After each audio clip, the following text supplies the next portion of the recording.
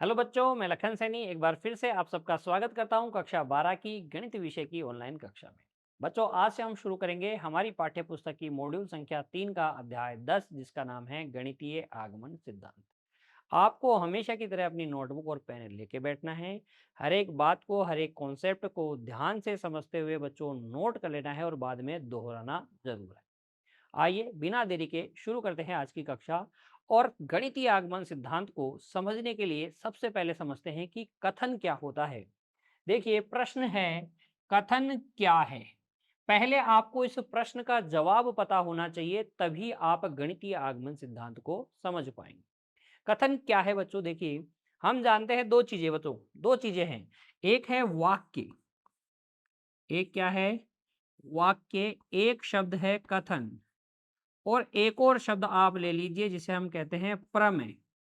इन तीनों शब्दों का अंतर समझिए। वाक्य सभी जानते हैं क्या होता है? एक group of word having full meaning, एक शब्दों का ऐसा समूह जिसका कोई अर्थ निकले। अब वो अर्थ सत्य हो, असत्य हो, कुछ भी हो, अर्थ निकलना चाहिए। बस हम उसके सत्य असत्य पे विचार ही नहीं करते। तो वाक्य का अर्थ है शब्दों का समूह जिसका कोई अर्थ निकले। ठीक है। अब ऐसा वाक्य बच्चों जो कभी सत्य हो, कभी असत्य हो, इसकी जांच की जा सके। सत्य या असत्य का पता लगाया जा सके। किसी वाक्य के लिए अगर आप पता लगा सकते हैं कि वो सत्य है या असत्य है, तो ऐसे वाक्य को हम क्या कहते हैं? कथन कहते हैं गणित में। ठीक है। और सामान्य भाषा में हम कथन किसे कहते हैं? किसी के द्वारा बोला गया कोई भी कथन कोई भी वाक्य क्या कहलाता है? कथन कहलाता है। ऐसे कथन बच्चों जो हमेशा क्या होते हैं? सत्य होते हैं, क्या कहलाते हैं? प्रमेय कहलाते हैं। मेरी बात आपको समझ में आई? वाक्य शब्दों का समूह है जिसका कोई अर्थ हो। कथन वो वाक्य है जो सत्य या असत्य होता है। कथन को ही हम साध्य भी कहते हैं बच्चों। प्रमेय प्रमेय ऐसे कथन है जो हमेशा क्या होते हैं? सत्य, वो कभी भी असत्य नहीं होते हैं। तो कथन क्या है, इसके उत्तर में आपका जवाब आना चाहिए वे वाक्य जो या तो सत्य या असत्य होते हैं, उन्हें कथन या साध्य कहते हैं। और अधिक गहराई से समझने के लिए बच्चों कुछ उदाहरणों की चर्चा करते हैं। देखिए, एक वाक्य है मैं 20 वर्ष का हूं।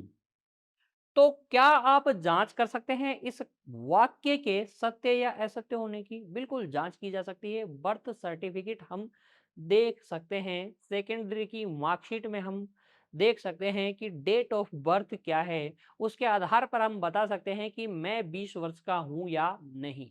तो ये वाक्य या तो सत्य है या फिर क्या है? असत्य। दोनों साथ में ये नहीं हो सकता। हम निर्धारित कर सकते हैं कि ये सत्य है या असत्य। तो इस वाक्य को हम क्या बोलेंगे? कथन बोलेंगे। इसी तरीके से एक और देखिए वाक्य, यदि x बराबर 3 तो x स्क्वायर बराबर 9। x बराबर 3 तो x का स्क्वायर, x का वर्ग 9 होगा। क्या ये वाक्य कथन है? बिल्कुल ये कथन है, क्योंकि हमें पता है x बराबर 3 होने पर x स्क्वायर हमेशा कितना होता है? 9 होता है। तो ये वाक्य कथन है क्योंकि ये वाक्य सत्य है। और सत्य या असत्य अगर कोई वाक्य है तो फिर वो क्या होता है? कथन होता है। परंतु देखिए, ऐसे शब्द, ऐसे वाक्य देखिए, आप कब जाएंगे? जैसे आप मुझसे पूछो कि आप कब जाएंगे सर, अभी पढ़ा रहे हैं, कब जाएंगे? अब अपने आप से पूछो कि भाई ये जो वाक्य है, क्या ये सत्य है? आप कब जाएंगे?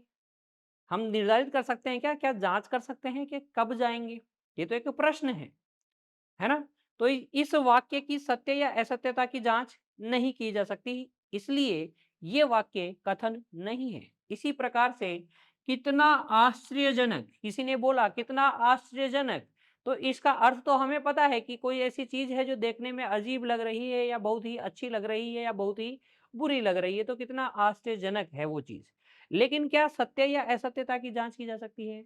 नहीं। इस वाक्य का सत्य या असत्य ठहराया जा सकता है क्या? नहीं। तो फिर ये वाक्य सिर्फ वाक्य है, ये कथन नहीं है। क्योंकि कथन होने के लिए उसको सत्य या असत्य होना पड़ेगा बच्चों। देखिए, ध्यान दीजिए, कथन एक निश्चित वाक्य है, निश्चित वाक्य होता है जो या तो सत्य होता है या असत्य होता है, दोनों एक साथ नहीं हो सकता है।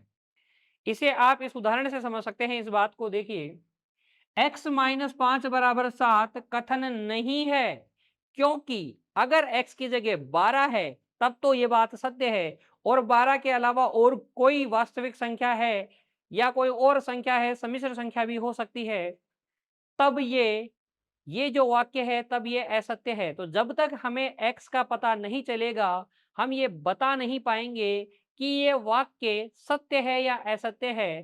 तो बिना x की जानकारी के ये सिर्फ एक वाक्य है, कथन नहीं है, क्योंकि बच्चों हम नहीं जानते कि x का मान क्या है। यदि x बराबर 12 है तो ये सत्य है, और x बराबर 5 है या अन्य कोई वास्तविक संख्या है तो ये असत्य है। तो ये सत्य भी है और असत्य भी है, कभी सत्य है कभी असत्य है। अगर दोनों हैं तो फिर ये कथन नहीं है, गणितज्ञ इसको कथन नहीं मानते हैं। ये एक जो है समीकरण है, इसे कथन नहीं कहा जा सकता, क्योंकि ये x के एक मान 12 के लिए तो सत्य है और अन्य मानों के लिए ये क्या है, असत्य है। हमें x का पता ही नहीं है, तो फिर हम इसके सत्य और असत्य होने का निर्धारण नहीं कर सकते, इसलिए ये वाक्य कथन नहीं है। तो कथन सीधा सा है, हम पता कर सके कि सत्य है या असत्य, तो फिर क्या है, कथन है। अगर वाक्य ऐसा है जिसके सत्य या असत्य होने का पता नहीं कर सकते, तो फिर वो फिर वाक्य ही रहेगा, वो कथन नहीं होगा बच्चों। लेकिन परंतु इसी बात को बच्चों हम ऐसे लिखें, x माइनस 5 बराबर 7 इम्प्लाई x बराबर 12, यानी x माइनस 5 बराबर 7 होने पर x बराबर 12 होता है। तो ये वाक्य क्या है, कथन, क्योंकि ये जो वाक्य है हमें पता है सत्य है। x माइनस 5 बराबर अगर 7 है तो x का मान कितना है, 12 है। अब हमें पता है कि ये वाक्य सत्य है। अगर हमें पता है सत्य है तो वाक्य क्या है, कथन है। या फिर हम ऐसे भी लिख सकते हैं, सभी वास्तविक x के लिए x माइनस 5 बराबर 7 होता है। तो ये वाक्य क्या है, कथन है, क्योंकि हमें पता है कि सभी x के लिए x माइनस 5 बराबर 7 नहीं होता। ये गलत वाक्य है, गलत, ये असत्य कथन है, असत्य बात है। लेकिन सत्य हो या असत्य हो, दोनों ही केस में हम क्या कहते हैं, अगर ये असत्य है तो भी क्या है बच्चों, कथन है। ठीक है, सत्य है तो भी कथन है और असत्य है तो भी कथन है। हमेशा ही सत्य है, ऐसे कथन को हम क्या कहते हैं, प्रमेय। देखिए, अगर आपको कथन की परिभाषा समझ में आ गई है तो अब आप अध्याय 10 का उदाहरण 1 कर सकते हैं आसानी से। देखिए यहाँ लिखा है, निम्नलिखित में से कौन से वाक्य कथन है, आपको सिर्फ वाक्य पढ़ के बताने हैं कि ये कथन है या नहीं है। अगर आप वाक्य पढ़ के ये पता कर पाएंगे कि ये सत्य है या असत्य है तो फिर वो कथन है, अदरवाइज आप बोलेंगे कि कथन नहीं है। देखिए, भारत का राष्ट्रपति कभी महिला नहीं रही, तो भारत का राष्ट्रपति महिला रही हुई है। आप हिस्ट्री पढ़िएगा, आपको पता चलेगा। तो ये वाक्य है, कैसा है वाक्य, असत्य वाक्य है। और हम अगर सत्य या असत्य बता सकते हैं तो फिर ये वाक्य क्या है, कथन है। ये वाक्य कथन है। 5 सम संख्या है, तो बच्चों 5 सम संख्या है, ये वाक्य क्या है, असत्य है, क्योंकि 5 तो क्या है, विषम संख्या। ये वाक्य अगर असत्य है तो इस वाक्य को क्या बोलेंगे, कथन बोलेंगे। इसी प्रकार से x की घात n ग्रेटर देन 1, तो हम बोलेंगे जब तक हमें x और n नहीं पता, हम बता नहीं सकते कि ये सत्य है या असत्य। तो अगर सत्य या असत्य बता नहीं सकते तो फिर ये कथन नहीं है। आगे देखिए, a प्लस बी का होल स्क्वायर बराबर A square plus 2ab plus B square, ये एक सर्व समीका है जो a और b के हर एक मान के लिए क्या होती है, सत्य होती है। तो अगर ये सत्य है वाक्य तो फिर ये क्या है, कथन है बच्चों, ये भी क्या है, कथन है। तो पहला, दूसरा और चौथा कथन है, जबकि तीसरा कथन नहीं है, क्योंकि x और n को जाने बिना हम बता नहीं सकते कि ये सत्य है या असत्य। सत्य या असत्य का निर्धारण नहीं कर सकते, तो फिर ये वाक्य नहीं है, सॉरी ये कथन नहीं है बच्चों। वाक्य तो है वो। उदाहरण 2 देखिए अब अध्याय 10 का, यदि पी एन 2 की power n greater then n minus 1 को व्यक्त करता है तो P1 Pk तथा Pk+1 लिखिए, जहां k belongs to n, k कोई प्राकृतिक संख्या है। दो तीन बातें ध्यान दीजिएगा बच्चों। पहले तो Pn को समझिए। गणित में क्या होता है, किसी कथन को लिखने के लिए हम एक सिंबल का प्रयोग करते हैं और वो सिंबल ये है। कथन को इस प्रकार से लिखा जाता है। अब ये कथन किसके संदर्भ में है? एन के संदर्भ में। एन के संदर्भ में एन के लिए क्या है? कोई कथन है तो फिर उसको पी एन लिखेंगे। अगर मैं किसी संख्या के लिए के संदर्भ में कथन बोल रहा हूं तो उसको क्या बोलेंगे? फिर पी ऑफ के बोलेंगे बच्चों, ठीक है ना? तो ये सिंबल समझ में आ गया। अब ये कथन है क्या? ये कथन एन के लिए है। इस तरीके से है कि 2 की घात एन करने पर ये हमेशा n-1 से ज्यादा आता है। अब हमें ये कथन दे दिया और हमसे पूछा है कि P1 यानी 1 के लिए ये कथन क्या है, k के लिए ये कथन क्या है और k+1 के लिए ये कथन क्या है। तो देखिए बच्चों, हम हल में लिखते हैं n बराबर 1 के लिए, n बराबर 1 के लिए कथन लिखते हैं P1, है ना? P1 ये हो जाएगा 2 की पावर 1 यानी कि 2। ये तो हो जाएगा LHS, ये तो हो जाएगा LHS तथा 2 - 1 बराबर 1, ये क्या हो जाएगा? RHS। इसलिए P1 क्या हो जाएगा? 2 ग्रेटर देन 1 हो जाएगा, जो कि क्या है? सत्य है। इसी प्रकार से देखो, n बराबर के लिए, n बराबर के लिए अगर हम देखें LHS हो जाएगा 2 की पावर के। RHS देखें तो हो जाएगा k-1। n की जगह क्या भरना है? k भरना है। इसलिए P ऑफ k हो जाएगा 2 की पावर के ग्रेटर देन k-1। अगर हम देखें बच्चों n बराबर k+1 के लिए,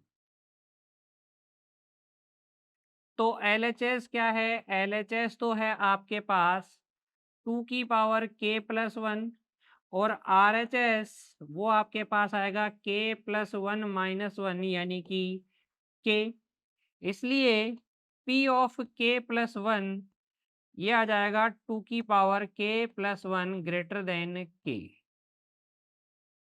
क्लियर? तो आप उदाहरण संख्या 10वें अध्याय के उदाहरण संख्या 2 को, उदाहरण संख्या 2 को आप इस तरीके से हल कर सकते हैं। नोटबुक में आप इसे नोट कर लीजिए बच्चों, बिना देखे आपको फिर से हल करना है। चलिए तो फिर आगे की बात करते हैं बच्चों। देखिए अब उदाहरण संख्या 3, यदि Pn यानी कि n के संदर्भ में कोई कथन, नीचे लिखा एक कथन है और ये कथन क्या है? 1 + 4 + 7 प्लस, जोड़ते हुए बच्चों कहाँ तक जोड़ेंगे? n वा पद है 3n-2 और इसका RHS पार्ट क्या है? n × 3n-1/2। तो हमें वही P1 Pk और Pk+1 लिखना है। तो देखिए हल में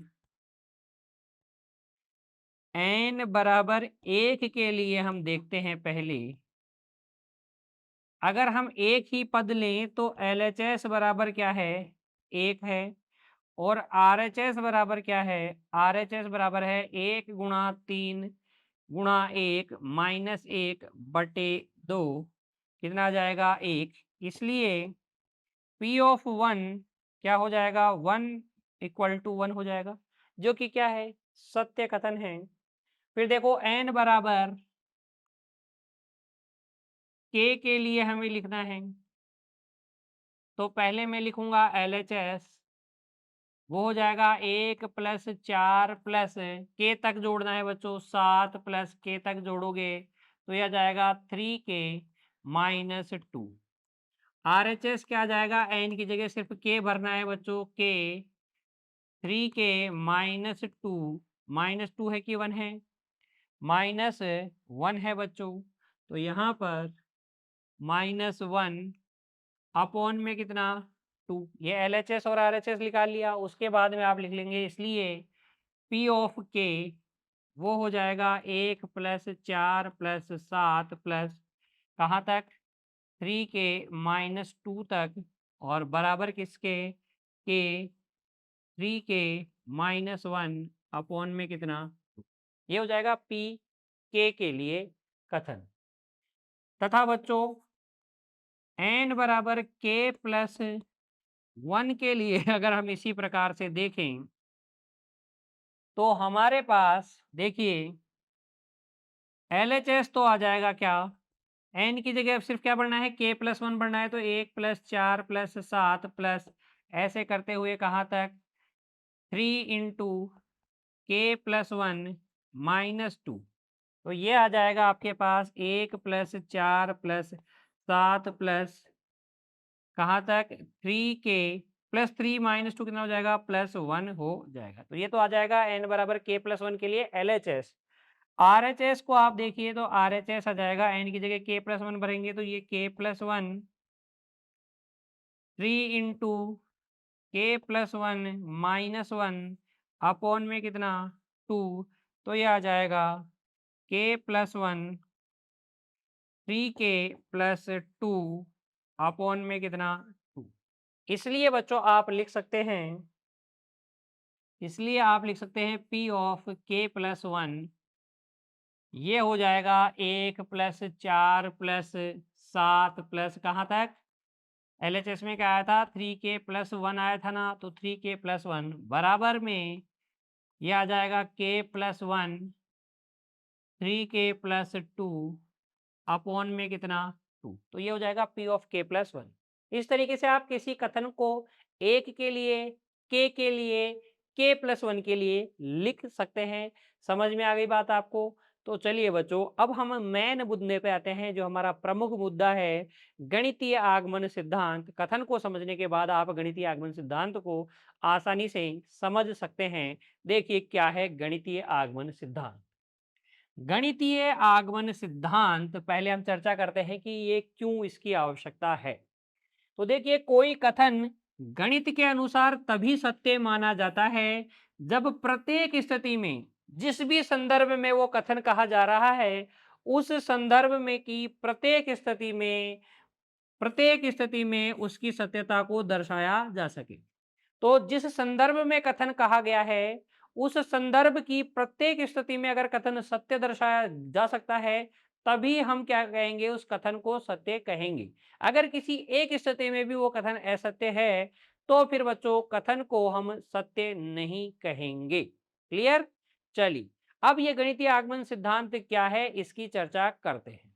देखिए बच्चों गणितीय आगमन सिद्धांत, उसके लिए आप मान लीजिए कि P ऑफ n प्राकृत संख्या n के संबंध में कोई क्या है कथन है, और यदि अब ये कथन यदि n बराबर 1 के लिए सत्य है, यानी कि P ऑफ 1 सत्य है, इसकी जांच कर लें हम, n बराबर 1 के लिए हम जांच करेंगे कि Pn सत्य है या नहीं। अगर ये सत्य पाया जाता है तो हम क्या करते हैं, P ऑफ k को सत्य मान लेते हैं, यानी कि n बराबर k को सत्य मान लेंगे, और इसको सत्य मान लेने के पश्चात P ऑफ k + 1 देखेंगे। अगर ये भी सत्य होता है तो गणितीय आगमन सिद्धांत के अनुसार वह कथन प्रत्येक प्राकृतिक संख्या n के लिए सत्य होगा। एक बार फिर से सुनिए, n के संदर्भ में कोई कथन है Pn, n बराबर 1 के लिए आपने चेक किया, वो सत्य पाया गया, फिर आपने n बराबर k के लिए उसे सत्य मान लिया। सत्य होना जरूरी नहीं है, हमें मान लेना है कि वो सत्य है n बराबर k के लिए, यानी n बराबर k के लिए LHS बराबर क्या मान लेना है, RHS मान लेना है। और फिर जांच करनी है कि क्या वो k + 1 के लिए भी सत्य है। सत्य होने का अर्थ क्या है कि LHS बराबर RHS है क्या n बराबर k + 1 के लिए। अगर बराबर पाया गया बच्चों तो गणितीय आगमन सिद्धांत के अनुसार वह फिर प्रत्येक प्राकृतिक संख्या n के लिए सत्य होगा। 1 के लिए सत्य हो, k के लिए सत्य हो, k+1 के लिए सत्य हो, तो फिर वो सभी प्राकृतिक संख्याओं के लिए सत्य होगा। यही क्या है? गणितीय आगमन सिद्धांत है। अब इसको कैसे अप्लाई करते हैं, कैसे उदाहरणों को हल करते हैं बच्चों, अभी हम समझेंगे। देखिए, चर्चा करते हैं हमारी पाठ्य पुस्तक की उदाहरण संख्या 4 पर। इसमें हमसे कहा गया कि सिद्ध कीजिए कि 1 + 2 + 3 + n बराबर होता है n/2 n+1, जहां n प्राकृतिक संख्या है। और हमें इसको कैसे सिद्ध करना है? गणितीय आगमन सिद्धांत से सिद्ध करना है। वैसे तो ये आपको एपी दिख रही है, समांतर श्रेणी दिख रही है, आप इसके n पदों तक का योगफल निकाल सकते हो, वो n × n+1/2 आएगा।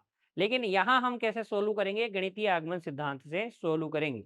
और कैसे सोल्व करते हैं गणितीय आगमन सिद्धांत से?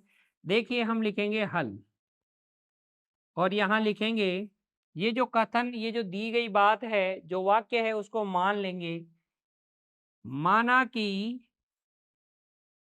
ये जो है वो स्टेटमेंट है Pn। अब हमें इसको दिखाना है कि ये सत्य है प्रत्येक प्राकृतिक संख्या n के लिए। तो Pn आपने क्या माना?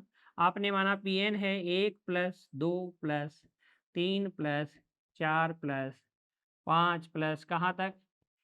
n तक ऐड करेंगे तो ये आएगा n × n+1 अपॉन में कितना? ठीक है, ये आपने Pn माना। अब n बराबर 1 के लिए जांच करो। देखें, n बराबर 1 के लिए हम लिखेंगे भी n बराबर 1 के लिए LHS निकालो। एक ही पद लें, n पदों में एक ही पद लें तो LHS में क्या आएगा? 1 आएगा। RHS अगर हम देखें तो RHS में क्या आएगा बच्चों? देखो, n की जगह RHS में 1 भर दो तो 1 × 1 + 1/2, ये भी कितना आ जाएगा? 1 आ जाएगा। ये भी कितना आ जाएगा? 1 आ जाएगा। अतः LHS बराबर किसके आया? RHS के। और LHS RHS के बराबर आया तो P(1) क्या है? सत्य है। P1 क्या है बच्चों? सत्य है। फिर देखिए, इसके बाद में हम क्या करेंगे? अब मान लेंगे, माना कि P के सत्य है। अतः अगर ये आपने सत्य माना, इसका मतलब अगर हम 1 + 2 + 3 प्लस ऐसे करते हुए k तक जोड़ेंगे तो ये किसके बराबर आएगा? k × k+1 अपॉन 2 के बराबर आएगा। ठीक है, इसको सत्य माना है। इसको कह दीजिए समीकरण संख्या 1। क्या कह दीजिए? समीकरण संख्या 1। फिर देखिए, n बराबर k+1 के लिए अब हम चेक करेंगे। n बराबर k+1 के लिए चेक करेंगे तो उसके लिए LHS निकालेंगे। LHS क्या आएगा? 1 + 2 + 3 प्लस ऐसे जोड़ेंगे, फिर k आएगा और k के आगे क्या आएगा? k+1 आएगा। इन सबको ऐड करना था हमें। अच्छा, 1 से लेकर k तक का टोटल तुम्हें पता है कितना है? समीकरण 1 से k × k+1 अपॉन में 2 है, और ये प्लस में क्या है बच्चों? k+1। ये k+1 को कॉमन ले लो, अंदर बच जाएगा k प्लस ये वाला k और ये प्लस का 2, और अपॉन में कितना? 2। ये तो आ जाएगा LHS। RHS देखो बच्चों, RHS में n की जगह k+1 रखोगे तो क्या आएगा? n की जगह k+1, और n+1 की जगह आ जाएगा k+1+1 अपॉन में 2। तो ये आपके पास आएगा k+1 k+2 अपॉन में 2। इसलिए LHS किसके बराबर आ गया?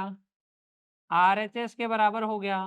और अगर ये बराबर हो गया तो P k+1 क्या है?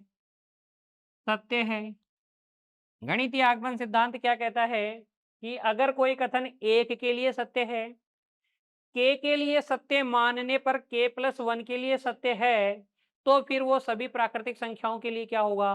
सत्य होगा तो हम लिख देंगे अतः गणितीय गणितीय आगमन सिद्धांत से गणितीय आगमन सिद्धांत से Pn n belongs to n के लिए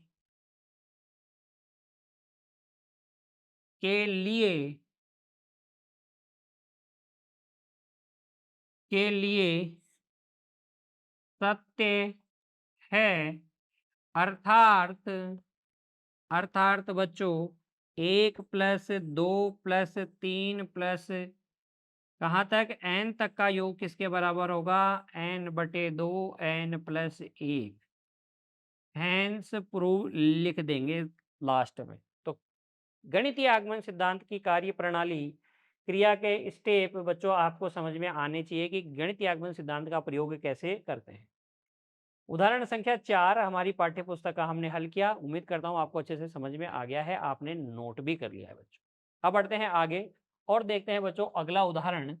उदाहरण संख्या 5 देखिए, प्रत्येक प्राकृतिक संख्या n के लिए सिद्ध कीजिए कि x की पावर 2n-1 प्लस y की power 2n-1 x plus y से विभाज्य है, जबकि x और y क्या है? प्राकृतिक संख्याएं हैं। x और y क्या है बच्चों? प्राकृतिक संख्याएं हैं। n भी क्या है? कोई प्राकृतिक संख्या है। अब देखिए ध्यान से समझिएगा जो बात मैं कहने जा रहा हूं। जैसे अगर किसी संख्या n में आप भाग लगा रहे हो p का, और अगर n p से विभाज्य है, n क्या है? p से विभाज्य है, तो इसका मतलब है भाग पूरा पूरा जाएगा और शेषफल कितना बचेगा? 0 बचेगा, कुछ भागफल आएगा। और इस n को आप इन दोनों के गुणनफल के रूप में लिख सकते हो, p इंटू क्यू लिख सकते हो, है ना। और इसको इस तरीके भी समझो कि अगर आपको n को आपने लिखा हुआ है x इंटू वाई, तो ये n जो है x से भी विभाज्य होगा और y से भी विभाज्य होगा। तो ये विभाज्य वाली बातें आपको थोड़ी बहुत पता रखनी है, फिर हम इसे गणितीय आगमन सिद्धांत के द्वारा बड़ी ही आसानी से सिद्ध कर देंगे। तो देखो हल करते हैं उदाहरण संख्या 5 को, और सबसे पहले लिखते हैं माना कि ये जो वाक्य दिया गया है उसको हमने बोल दिया कि ये कोई कथन है Pn, और ये Pn कथन क्या है? x की घात 2n-1 प्लस y की घात 2n-1 x प्लस y से विभाज्य है। ये हमने मान लिया। अब हम n=1 के लिए चेक करते हैं। n=1 के लिए देखो बच्चों, n=1 के लिए देखो LHS, यहाँ तो LHS और RHS जैसी कोई बात नहीं है। तो n=1 के लिए हम देखते हैं P ऑफ 1, ये क्या हो जाएगा? n की जगह 1 भरोगे तो ये आ जाएगा x प्लस वाई। क्या x प्लस वाई से विभाज्य है? तो हम लिखेंगे जो कि x प्लस वाई से विभाज्य है। भाई x प्लस वाई में तो x प्लस वाई का भाग जाएगा ही जाएगा ना। कोई संख्या स्वयं से तो विभाज्य होती ही है, तो x प्लस वाई से विभाज्य है।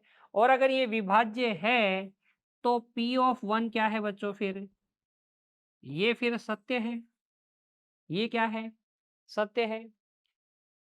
अब हम मान लेंगे, अगला स्टेप क्या है? माना कि P के सत्य है, अर्थात P के सत्य होने का मतलब हो गया x की घात 2k-1 प्लस y की घात 2k-1 x प्लस वाई से क्या है? विभाज्य है।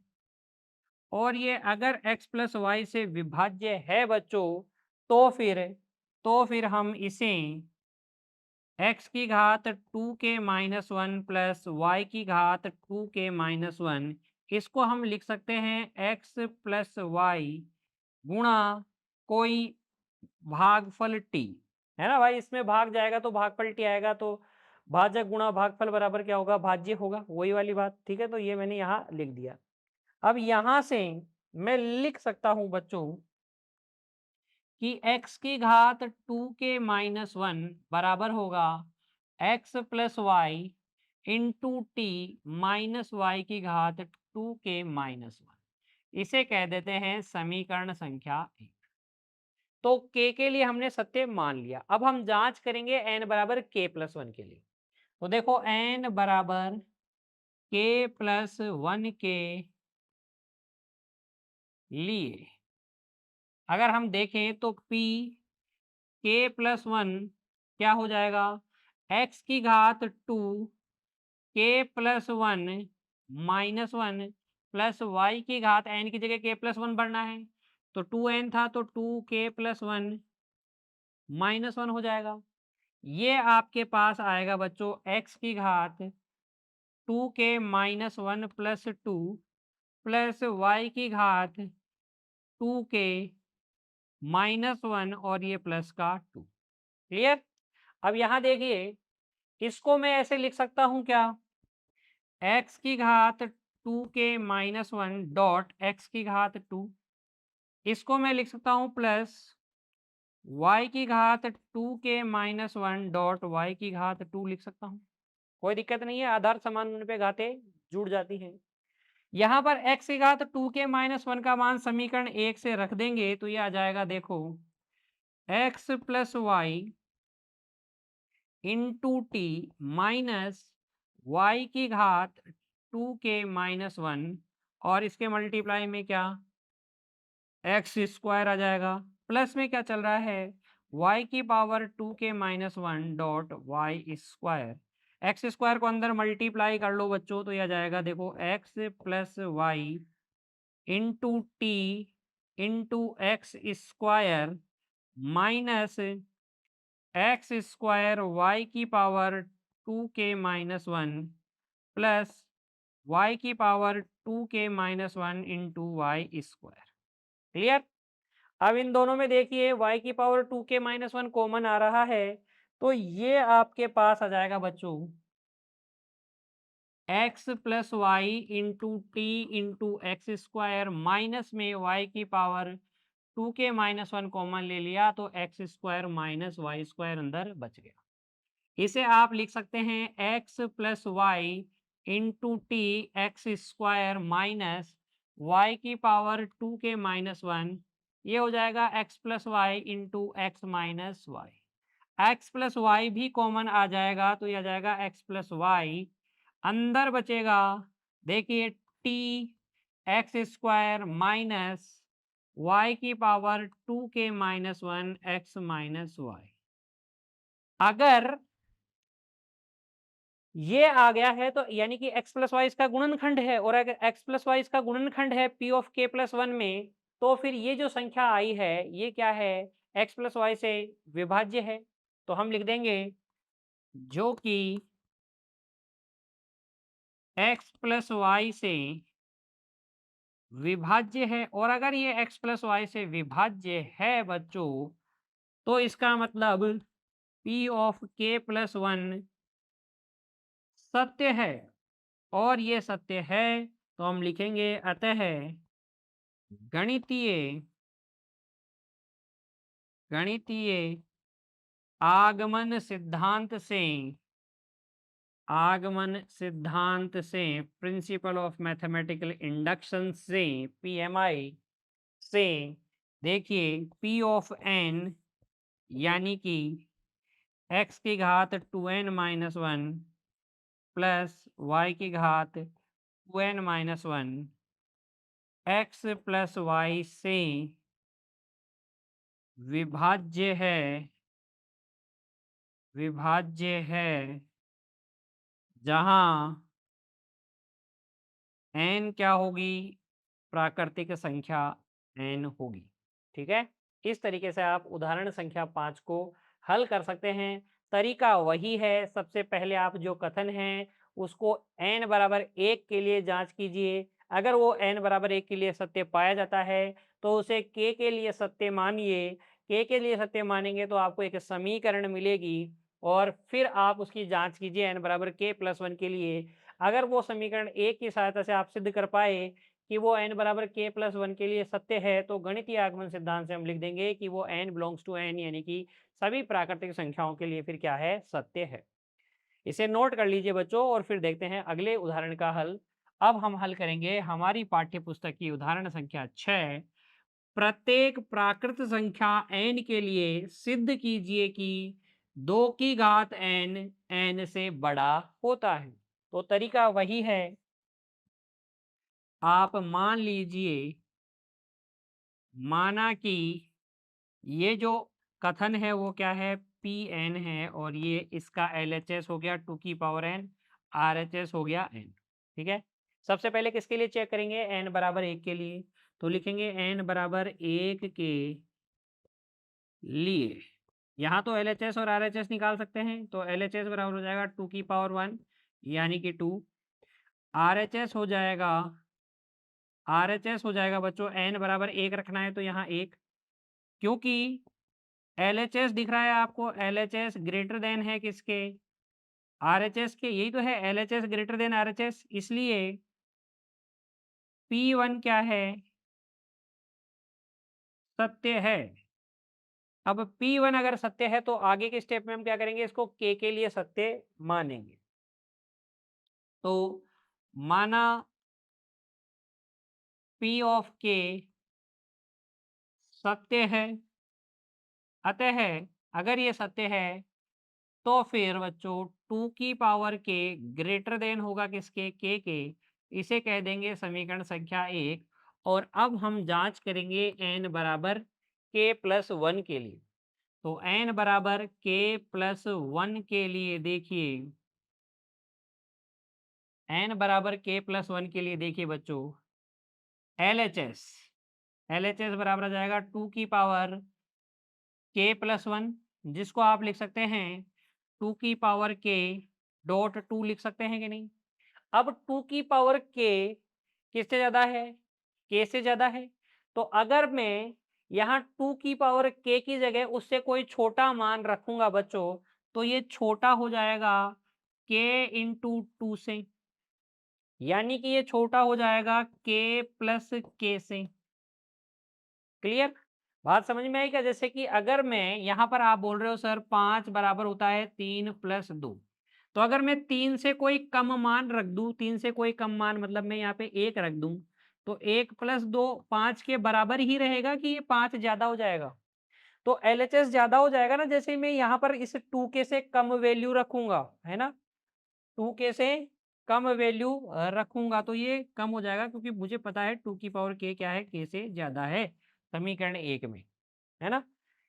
अब देखो इसको मैं, ये ज्यादा हो जाएगा k प्लस 1 से, ये ज्यादा किससे हो जाएगा, k प्लस 1 से। क्यों ज्यादा हो जाएगा, क्योंकि आपको पता है कि k का मान हमेशा किससे ज्यादा होता है, 1 से ज्यादा या बराबर होता है गणितीय आगमन सिद्धांत में। तो अगर मैं इससे छोटा रखूंगा तो इधर कोई फर्क नहीं पड़ेगा, इधर वाला वैसे ही कम था और कम हो जाएगा, और ये आ जाएगा LHS k प्लस 1 से ज्यादा आएगा। और RHS बराबर क्या है, RHS बराबर आ जाएगा k प्लस 1, n की जगह k प्लस 1 रखेंगे। इसलिए बच्चों LHS बड़ा है किससे, RHS से, और अगर LHS RHS से बड़ा है तो हम कहेंगे कि P k प्लस 1 भी सत्य है। और अगर ये k प्लस 1 भी सत्य है तो हम लिखेंगे अतः गणितीय गणितीय आगमन सिद्धांत से, गणितीय आगमन सिद्धांत से प्रत्येक प्रत्येक n बिलोंग्स टू n के लिए 2 की पावर n ग्रेटर देन होता है किससे, n से, hence प्रूव।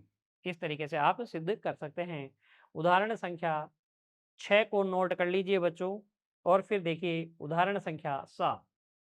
हमारी पाठ्य पुस्तक की उदाहरण संख्या 7, इसमें हमसे कहा गया है कि सिद्ध कीजिए कि प्रत्येक n greater than equal to 3, यानी कि n का मान 3 या 3 से बड़ा है तो n स्क्वायर बड़ा होता है 2 इंटू n प्लस 1, जहां n क्या है, प्राकृतिक संख्या, जो कि क्या है, 3 या 3 से बड़ी है। तो सबसे स्टार्टिंग में जब हम n बराबर 1 के लिए चेक करते थे, यहाँ पर n बराबर किसके लिए चेक करना होगा, 3 के लिए चेक करना होगा बच्चों, बाकी कोई अंतर नहीं है। लिख देंगे हम हल में, माना कि स्टेटमेंट कथन है P n n square greater than 2 into n plus 1, और बच्चों एन क्या है, ग्रेटर देन इक्वल टू क्या है, 3 है। तो सबसे पहले हम चेक करते हैं एन बराबर 3 के लिए। तो एन बराबर 3 के लिए देखो एल एच एस, तो आपके पास है 3 का स्क्वायर, यानी ये कितना है, 9। और आर एच एस क्या है, आर एच एस बराबर है 2 गुणा 3 प्लस 1, यानी कि ये आ गया 8। इसलिए एल एच एस क्या है बच्चों, आर एच एस से ज्यादा है। L H S R H S से ज्यादा आया, इसका मतलब n square 2 into n plus 1 से ज्यादा आया, है ना, एन बराबर 1 के लिए, एन बराबर 3 के लिए। इसका मतलब कथन क्या है, पी 3 क्या है, सत्य है। तो हम कहेंगे पी 3 सत्य है। और अगर ये सत्य है तो फिर हम के लिए इसको सत्य मानते हैं, तो लिखेंगे अब माना कि P k belongs, k is greater than equal to 3 भी सत्य है। और अगर इसको सत्य माना, इसका मतलब अतः अतः k square greater than equal to हो जाएगा, ग्रेटर देन और इक्वल टू है क्या, ग्रेटर देन है बच्चों, सिर्फ इक्वल टू नहीं है, तो ग्रेटर देन हो जाएगा 2 इंटू के प्लस 1 के, है ना। इसे कह दीजिए समीकरण संख्या 1। के लिए सत्य मान लिया। अब जांच करेंगे किसके लिए, के प्लस 1 के लिए बच्चों। तो देखो एन बराबर के प्लस 1 के लिए, एन बराबर के प्लस 1 के लिए जांच करते हैं। एल एच एस बराबर, देखिए ये आ जाएगा के प्लस 1 का होल स्क्वायर, जो कि होता है के स्क्वायर प्लस 2 के प्लस 1। अब यहाँ देखिए के स्क्वायर क्या है, ज्यादा है 2 इंटू के प्लस 1 से। तो अगर मैं के स्क्वायर की जगह 2 इंटू के प्लस 1 रखूंगा तो ये ज्यादा हो जाएगा एल एच एस किससे, 2 इंटू के प्लस 1 प्लस 2 के प्लस 1 से, जो कि बच्चों आगे देखिए ये ज्यादा होगा 2 के प्लस 2, 2 के प्लस 2 के प्लस 1 प्लस 2 के प्लस 1, है ना। अब अगर मैं इधर से कुछ हटाता हूं तो वो और कम रहेगा। तो यहां से देखिए मैं इसे 2 के को हटा लेता हूं, ये आएगा, और 1 ऐड कर देता हूं, क्या ऐड कर देता हूं, 1 ऐड कर देता हूं, तो ये आ जाएगा 3 प्लस 2 के प्लस 1। देखिए क्योंकि मुझे पता है 3 जो है, 3 से कम है कौन, ये 2 के प्लस 2, 2 के प्लस 2 जो है 3 से कम है, तो 3 से 3,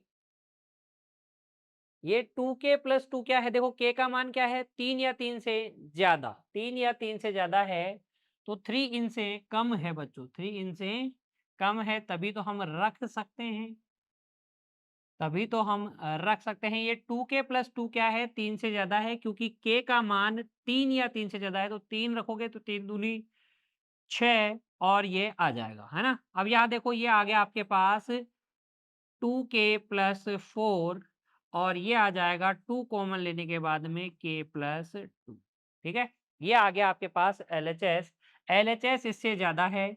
और आर एच एस देखिए, आर एच एस बराबर क्या है, यहाँ पर कथन में देखिए RHS क्या है, 2 इंटू एन प्लस वन, तो एन की जगह के प्लस वन रखोगे तो यह आएगा 2 इंटू के प्लस वन, यानी कि आ जाएगा 2 इंटू के प्लस टू।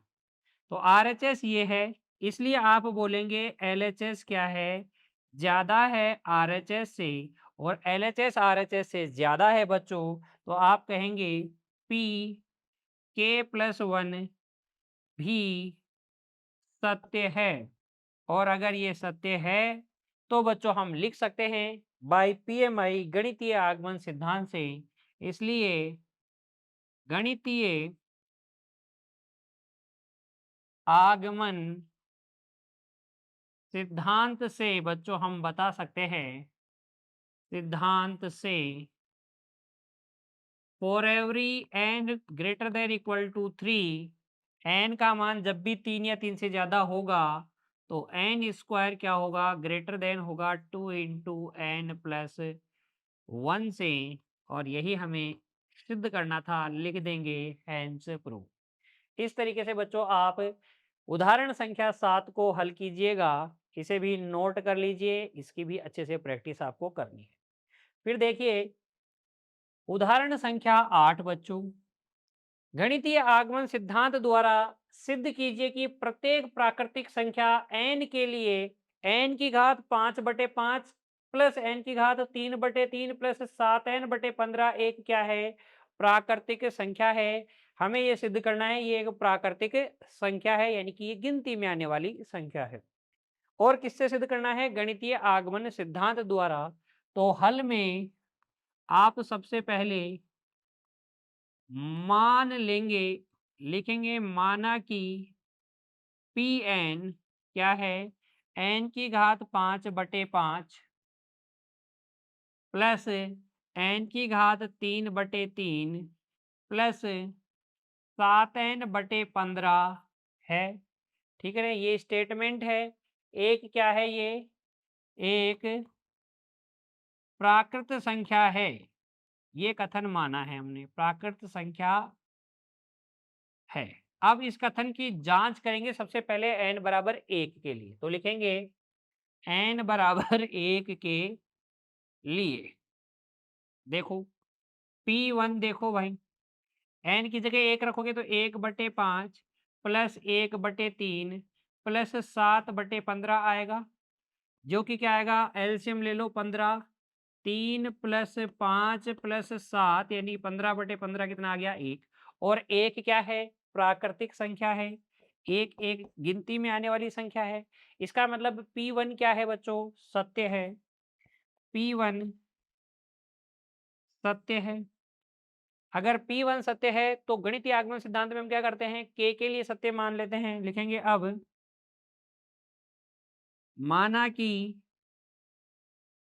कि P के सत्य है, P के सत्य है, अतः P के सत्य होने का मतलब हो गया k की घात 5/5 प्लस k की घात n की जगह k भर देंगे, k की घात 3 प्लस 7k/15, ये क्या है, प्राकृतिक संख्या है, ये n के अंदर बिलोंग करेगी।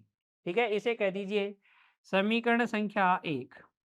फिर देखिए आगे, अब क्या करेंगे, गणितीय आगमन सिद्धांत में हम क्या करते हैं, n बराबर k प्लस वन के लिए चेक करेंगे। तो लिखेंगे n बराबर k प्लस वन के लिए देखो P k प्लस वन, ये हो जाएगा बच्चों आपके पास k प्लस वन की power 5 upon 5 plus k plus one का क्यूब अपॉन 3 प्लस 7 इंटू के प्लस वन अपॉन कितना 15। एन की जगह क्या रख दिया मैंने, सिर्फ k प्लस वन रखा है। अब इसे ओपन कर लेते हैं तो ये आ जाएगा देखो k की घात 5 प्लस प्लस बच्चों 5 k की घात 4 प्लस 10 k की घात 3 प्लस 10 k की घात 2 प्लस 5 k प्लस 1 बटे में कितना है, बटे में है 5। ये तो हमने ओपन कर लिया k प्लस वन की घात 5।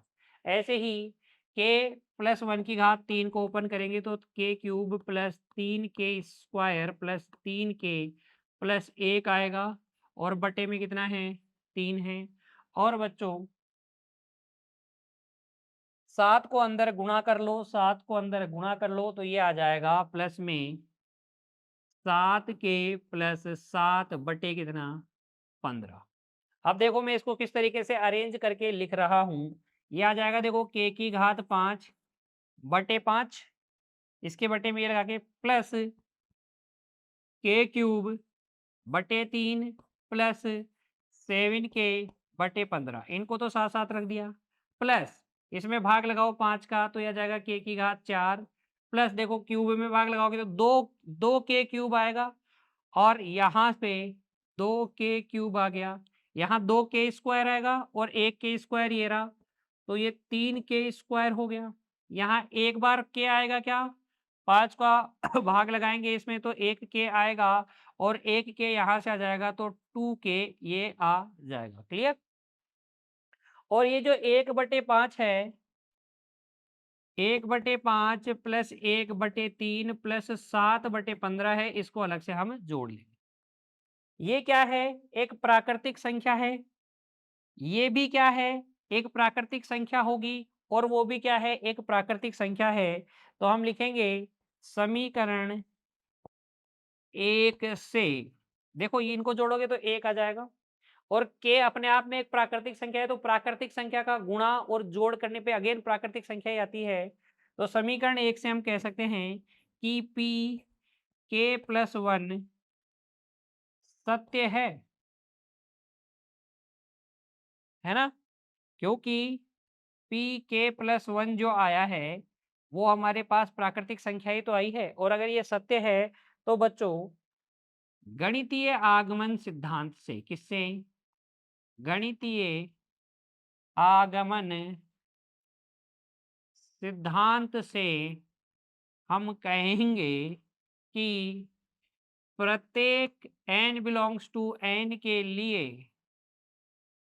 n की घात 5/5 प्लस n की घात 3/3 प्लस 7n/15 क्या होगी, प्राकृतिक संख्या होगी। और लिख देंगे क्या, हैंस प्रूफ। इस तरीके से बच्चों काम करता है गणितीय आगमन सिद्धांत। उम्मीद करता हूं कि इस सिद्धांत के एप्लीकेशन में आपको कोई दिक्कत नहीं है, सिद्धांत की जो थ्योरी थी उसमें आपको कोई दिक्कत नहीं है, कथन की परिभाषा और कथन पहचानने भी आपको अच्छे से आ गए हैं। आज की कक्षा में बच्चों इतना ही पढ़ेंगे और अगली कक्षा में हम करेंगे इस अध्याय के अभ्यास प्रश्नमाला को हल। अब आप अभ्यास प्रश्नमाला के सभी सवाल खुद से हल कर सकते हैं बच्चों, तो उम्मीद करूंगा कि एक बार पहले आप बिना देखे खुद से हल करने का प्रयास करें। बच्चों मिलेंगे अगली कक्षा में, तब तक के लिए आप पढ़ते रहिए, खुश रहिए, अपने स्वास्थ्य का ध्यान रखिए, प्रसन्न रहिए बच्चों। धन्यवाद।